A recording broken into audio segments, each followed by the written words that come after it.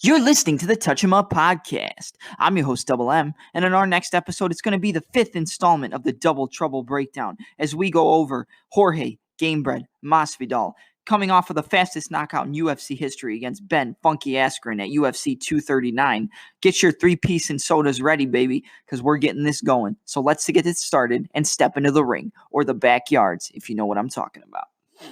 All right, guys. So like I said, we're going to be going over Jorge Gamebred Masvidal. And, this guy doesn't get nearly enough credit. Over his last 2 wins, he's on a little bit of a streak, obviously knocking out Darren Till and then knocking out Askren in 5 seconds, who was previously undefeated at 19 wins and no losses.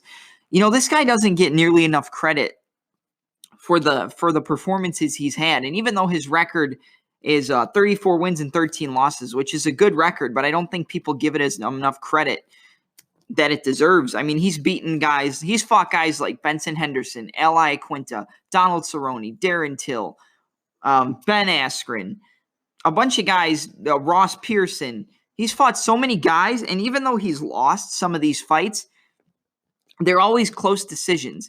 He fought Stephen Wonderboy Thompson, fought Demian Maia. I mean, they're always close decisions, and even if he loses the fight, he doesn't really get dominated.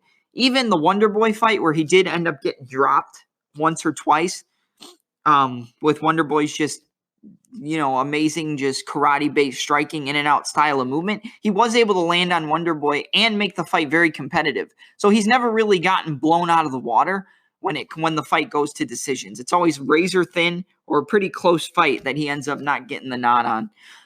But we're going to break down 4 of his fights, I believe. I've got the Cerrone fight, I've got the Demian Maia fight, the Darren Till, and the Ben Askren fight. I know you're going to say, how are you going to break down a 5-second knockout? But we can get this done. Don't you worry.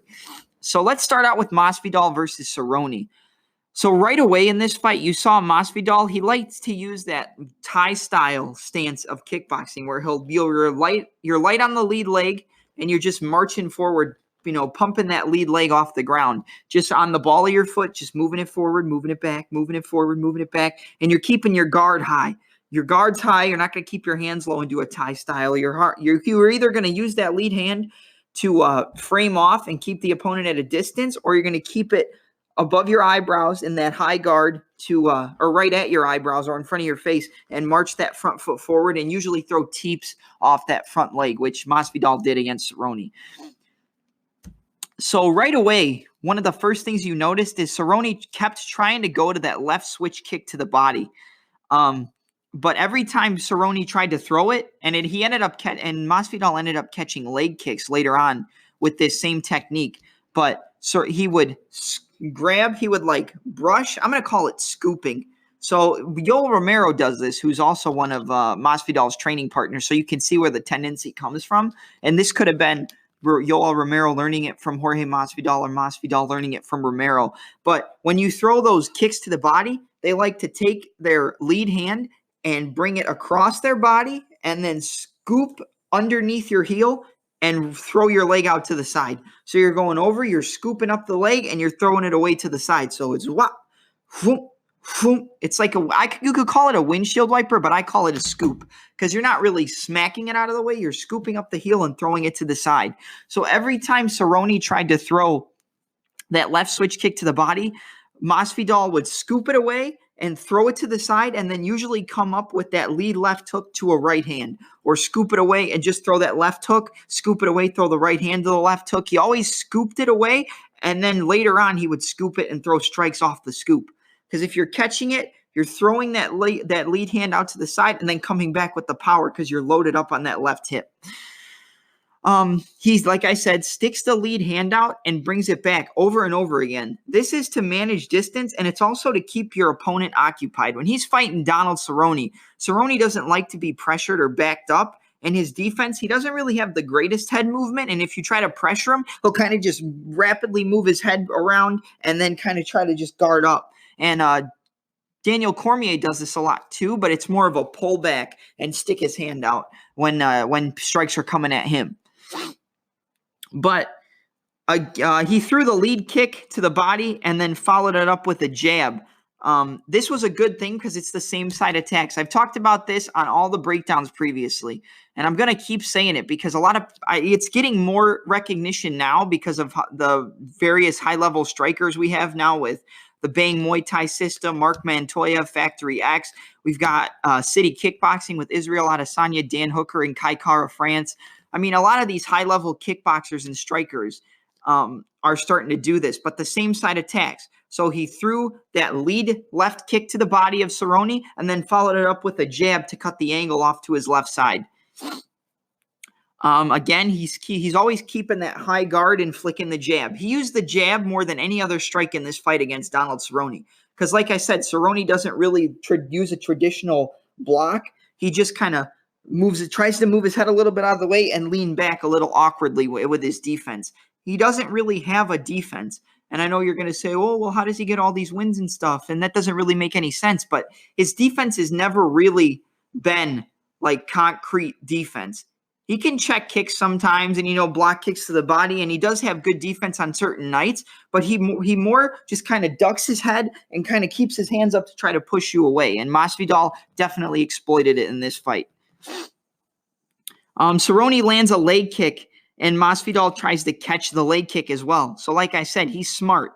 He's always like a very cerebral fighter, Gamebred Masvidal. He started catching and scooping that kick to the body. And then he would try to go down, drop his hands, and catch the leg kicks of Cerrone so he could pull it up and usually counter with a right hand or counter with that overhand right to the left hook. He was ready for the kicks of Cerrone. You saw it right from the get-go, and he knew what was coming. After he throws that right kick to the body and then the right hand, Masvidal throws a double jab followed by another jab and a right hand. So it's double jab, get you to guard up, throw the right hand to break through the guard, and then you're jabbing again to angle off. I'm sorry. What am I saying? I said that wrong. So you're going to jab, then you're going to double jab to get him to hold the hands up high, and then you're going to throw the right hand to come through the guard. And this is just to try to find Cowboy Cerrone. And none of these punches landed. This whole combination, nothing landed. But it was getting closer and closer with those extra jabs that he was throwing. And this was, like I said, to find the distance, find your range in order to land the strikes later on in the fight. Everything you throw doesn't have to land, but you throw it to get the finders out there and the feelers so that you can get closer to land your shots later on. Masvidal again marches forward with that lead leg, and then throws a lead left hook and a cross. Cerrone fires back with a right hand after he kind of tries to slip the cross, but then Masvidal leans to the outside of the right hand and uses that check left hook to catch Cerrone on the counter. So this was just to show you how defensively minded and how good they are on the counters, especially Jorge. So like I said, Masvidal marches forward, throws a lead left hook to a cross. Cerrone slips outside of the cross, or I think he might have slipped to the inside, and threw the right hand, and then went for a left hook, but Masvidal countered with his own lead left hook. You know what? I'm sorry. He threw the right hand. Cerrone threw the right hand, but then Masvidal leaned to the outside or to the inside and came over the shoulder with that lead left hook. And this is always it's counter for counter in this situation. The jab was consistently working for Jorge Masvidal in this fight. Every time he threw it out, even if it didn't land, it came close. And when it did land, it was popping Cowboy's head back. So he's marching forward, jab, pop, pop, pop, pop, pop, pop, pop. Always moving forward, keeping that jab, throwing a leg kick, jab to the teep down the center.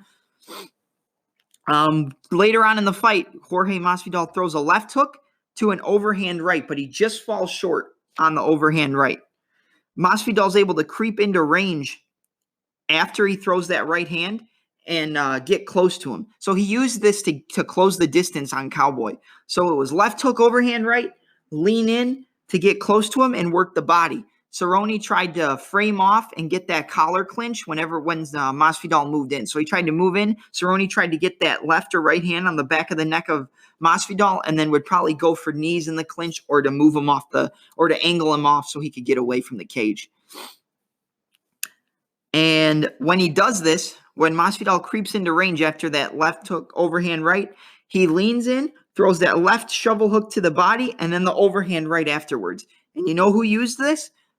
Conor McGregor in the second fight against Nate Diaz, one of the best combos he landed in that fight was after he threw a few leg kicks, he moved forward, faked the right hand, leaned to his left, threw that, or he's a southpaw, so he'd be in the right-handed stance. So he moved forward, he leaned over to his right after he threw one of those leg kicks, threw that right hook to the body, and then instead of coming right back up after the hook, he threw the straight left right over the top. So you're attacking, it's almost like a punch at the same time, but it's just a little bit off timing. So it's right hook to the body, left overhand. Whop, whop. So you're catching them on the to the body and then to the head. You're hitting all levels almost at the same time. Just whop, whop. And then let's see what's next. Cerrone tried to grab a collar clinch, like I said, after Masvidal got into range to work the body, but Masvidal was able to just push away and get back to range. Masvidal jabs Cerrone, then throws a lead left body kick. Masvidal jabs. Cerrone throws that lead left body kick or the switch kick. He uses this constantly in the fight, and it ended up being to his detriment as the fight went on. Throws that lead left body kick, and Masvidal again with that lead hand. Like I said, Yoel Romero does it as well. He catches that lead switch kick to the body, scoops it, throws the left hook and the overhand right. They miss, but it's not even an inch away from Cerrone's chin. So close. Catching that lead kick, scooping it out to the side, coming back up with that same hand that you scooped the kick with, left hook, overhand right. Like I said, even though it didn't land, it's just short, so you know it's going to land the more the fight goes on. Let's see. Cerrone counters the right hand left hook of Masvidal with a knee tap takedown. So Cerrone doesn't necessarily shoot singles or double legs, but he did it against Robbie Lawler at UFC 214, where he'll kind of throw a punch and then he'll knee tap you and go for a takedown. So he'll tap usually your lead knee, and then he'll get the hand on the opposite side of your head. So if you're a regular orthodox stance, your left leg's in front. So he'll slap that left leg, that left knee, and then club the right side of your head and pull you towards his left side to get the takedown. Cerrone tried to do this against Masvidal. He got him down for about 2 seconds, but Masvidal was able to scoot his hips back and push off on the head to get back up to his feet. This just shows that even though Masvidal is such a crisp striker, he's able to get away. So I wrote down here, he did the knee tap transition to the double leg takedown, but Masvidal used that lead overhook on the one side of his arm to get a tricep control and then shoot the hips back and push off on the opposite side of the head. And that helps to get up to the feet. And it wasn't even a full takedown because he wasn't able to gain control. And then Cowboy again comes into range, throws that jab. Masvidal, again, left hook, overhand right as Cerrone throws that jab. So jab, counter that jab with the lead left hook, overhand right. Cerrone tried to go to the head with the lead kick again, or as the fight went on closer to the end of that first round. He was mainly just throwing that switch kick to the body over and over again. And every single time, Masvidal was catching it, blocking it, or scooping it away. So he tried to go to the head. Masvidal was able to block it and get his hands up, but he should have went to that more. He should have gone legs, body, head, leg, body. Just switch it up more. Don't throw the same thing over and over because eventually you're going to catch on. The definition of insanity, doing the same things over and over again and expecting different results. That's kind of what Cerrone was doing in this fight. So again, Masvidal marching forward, light on that lead leg, pushing Cowboy back. He would jab and then throw the lead teep kick, which is more a push kick or a front snap kick to the solar plexus or the breadbasket of your opponent. The breadbasket, obviously, right under where, like, I'm trying to explain this. It's right on like the bottom of your stomach. So it's not really right on the abdomen. It's right towards the bottom. You're stabbing it. Every time you're kicking it, you're stabbing it with a snap kick or you're pushing through it with a push kick. And this is to take the wind and take the air out of the opponent. Every time you get hit, take the air out. Masvidal started catching the leg kicks of Cerrone. Like I said, first it was the body kicks, but he started catching the leg kicks even. So now Cerrone's like, well, I can't even use leg kicks or head kicks or body kicks because he's on to everything I try to do. But Cerrone didn't really change anything up. Masvidal landed a switch kick of his own with that left leg to the stomach of Cerrone. and then he plants the foot down and on the retraction throws the overhand right. So he throws that lead switch kick. As he puts the foot down, boom, he fires that overhand right. And, this works if you're throwing a rear body kick too. So if I'm going to throw a rear kick, I'm landing it, and as I pull it back, I'm going to plant my foot and throw the punch. The retraction of your hip and that pulling it back is like a whip. I did set it up in the Israel Adesanya breakdown where he did it against Brunson with that kick to the head, pull back to that whip right hand. And Masvidal did this to Cerrone in this fight, but it was just to the body. Just kick to the body, boom, plant hand, throw the overhand right. Then, towards the end of the first round, basically when Masvidal knocked him out the first time, Masvidal was able to catch the lead kick again of Cerrone, scoop it out with that same lead hand that he scooped it with. He threw that left hook to the overhand right, dropped Cerrone, and basically finished him. Cerrone was out, or at least a few seconds away from getting knocked out, and that was it. The bell rang. That was the end of the first round, and Cerrone went back to his corner, basically not knowing what just happened. And I think Masvidal said to him, "You know who I am now? You remember my name?" And second round wasn't going to be pretty for Cowboy either. Right away, beginning of the second round, more jabs and teep kicks to the body of Donald Cerrone from Masvidal. Jab, pick that lead leg up to the knee, push kick to the body, or front snap kick to the body to gauge your distance and keep the opponent away from you. Masvidal came out in that second round, it's smelling blood. Right out of the gate, just came out to kill. And he threw a right body kick, pulled back, right hand on Cerrone. Again, like I said, same side attack. He smells the blood. He pressured him, pushed him against the fence. And then as he got him up to the fence, like he did earlier in the first round when Cerrone tried to go for that clinch, he comes in close, rips that left hook to the body and the overhand right. Whop, whop. So he's attacking at multiple levels. So in this fight alone, he's attacked the legs, the body, the head, everything. He gets the over-under clinch on Cerrone and lands knees to the body against the fence because we know that Donald Cerrone has a weakness to body shots. If he's been finished, usually it's kicks to the body. He got finished with body shots from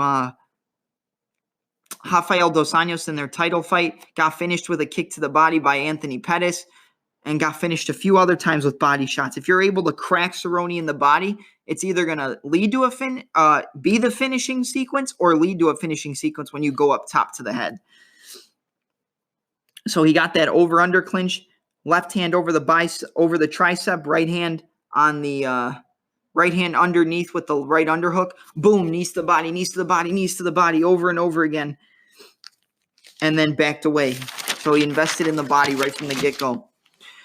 Cerrone's not all there, gets backed up again, throws a lazy jab to that lead switch kick again. Again, the death of Donald Cerrone against Jorge Masvidal, that switch kick to the body. He threw that jab, lazy lead switch kick. So what do you think Masvidal is going to do? We've been over this. He's going to grab it with that lead hand, scoop under the heel, swoop it away, left hook, overhand right, drop Cerrone. Cerrone gets back up. Masvidal rips to the body against the fence and up to the head, and the ref stops it. Second round TKO, Jorge Gamebred Masvidal. And this really put him on the map. I mean, if you're a hardcore fan, you know how good Masvidal is. But this performance just showed you how good he was. I think he was ranked 12th in the welterweight division, and Cerrone was ranked 5th, and he just came in and blew the doors off.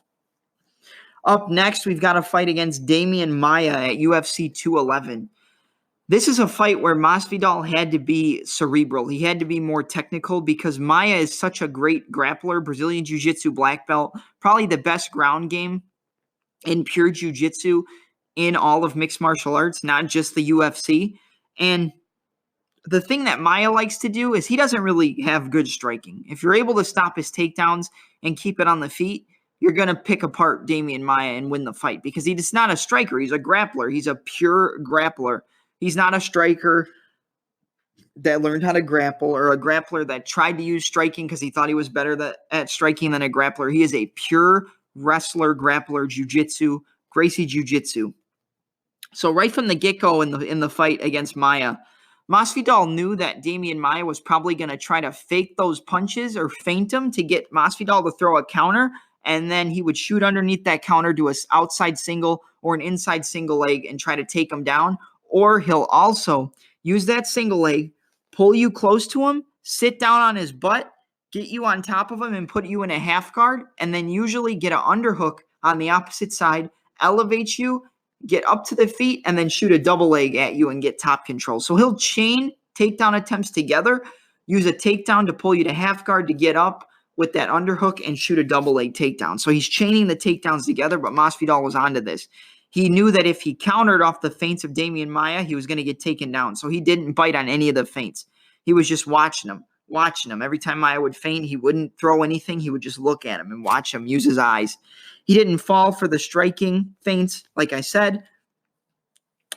And then he, like I said, stayed calm in bad positions. There was a point where Maia was able to elevate the single leg, lift it up over the head, and throw Masvidal down and get back control. He got on the back of Jorge Masvidal and tried to, he locked in that body triangle from the back, which is where you put your left leg over the stomach of your opponent, and then you lock the right leg over the instep of your left foot to lock a body triangle on. This is going to take the air out of the opponent because you're squeezing on the abdomen and taking the air out from that, and it's a good form of control. I love using the body triangle in my own grappling in jiu-jitsu, and it works really well for Demian Maia. But I thought that Masvidal did enough to win this fight in the first 2 rounds, but he didn't win the decision. He lost. But we're going to talk about the fight anyway.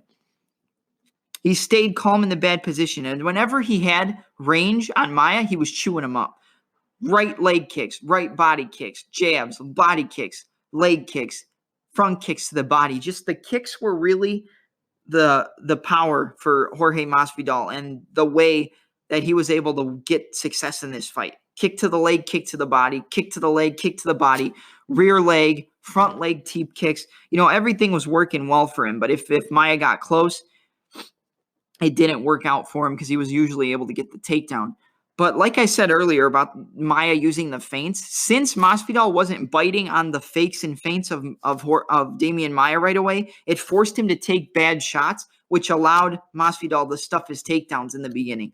He would just not bite on the feints. Maia would be like, all right, well, he's not going to bite. I still got to take him down. And he'd stuff it and then counter with knees to the body, or just stuff it and back up towards the center again. One thing that Maia likes to do, and this is going to go back to the body triangle position where he was on the back of Masvidal, is he likes to control one of your shoulders to get you to attack that hand, but then the attacking hand is usually the other hand. So when you go to pull the hand down from the shoulder, Maia takes the other hand and sneaks through around your neck and connects the hands together for the rear naked chokes. And Masvidal was onto this right away. He knew that he didn't want to grab the shoulder control of Demian Maia because if he grabbed it, it would occupy his hands, and then he was going to be able to sneak the other hand around and lock the hands together for the choke. So he didn't attack the hand that was grabbing. He attacked the other hand, which was the actual danger, that was going to come up from the other side, lock on the bicep, and get that rear naked choke. But by attacking the hand that was needed to get the choke, he wasn't able to do anything with the shoulder grab, and it was just led to a stalemate, and then Masvidal was able to eventually circle and get Maia off of him and back to the center. Let's see. He lost the fight via split decision, but it was a good showing for Masvidal. And like I said, I scored it for Jorge to win this fight. But just based on the old scoring, I could see how Maia won because of the control in the grappling and the wrestling. But Masvidal definitely did more damage. So I think if the fight had taken place now with the new scoring system, Masvidal would have definitely gotten the decision. It probably would have still been a split decision, but I think Masvidal would have got the win.